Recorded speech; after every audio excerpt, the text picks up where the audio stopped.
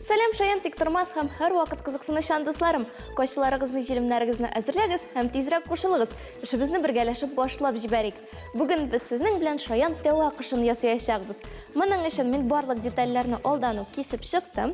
Безгә менә шундый озын тасмалар, җилем яисә ике яклы скотч, төсле фломастерлар һәм каши кирәк булачак.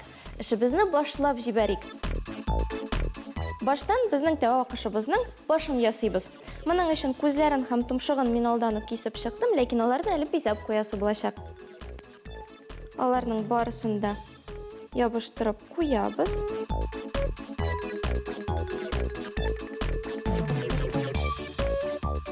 Һәм фломастерлар ярдәмендә аның авызын һәм борынын ясыйбыз.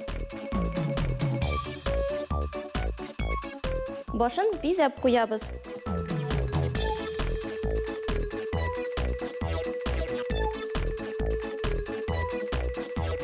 Хәзер аның гәүдәсен ясыйбыз. Моның өчен канатларны мин алдан ук кисеп чыктым, аларны ябыштырып куярга гына кирәк. Һәм әлбәттә бизәп куярга.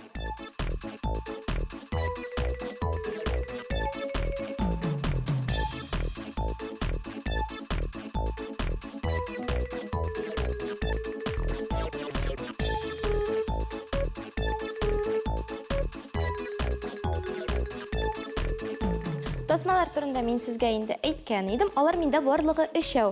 Икесе озын һәм тар, берсе кыска һәм киң. Хәзер без берсеннән муенны, икесеннән тәпиләрне ясаячакбыз. Баштан муен өчен тасманы алабыз һәм аны төрле якка бөгеп барабыз. Кичкенә генә гармунчык килеп чыгарга тиеш.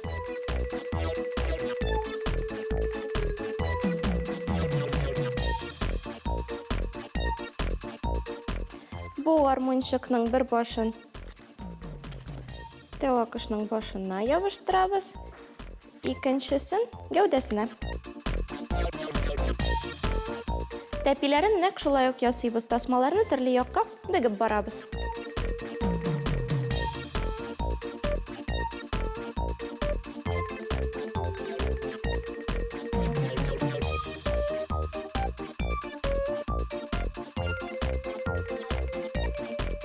Аларның шулай бер ягын гәүдәгә, икенче ягын тәпиләргә ябыштырабыз.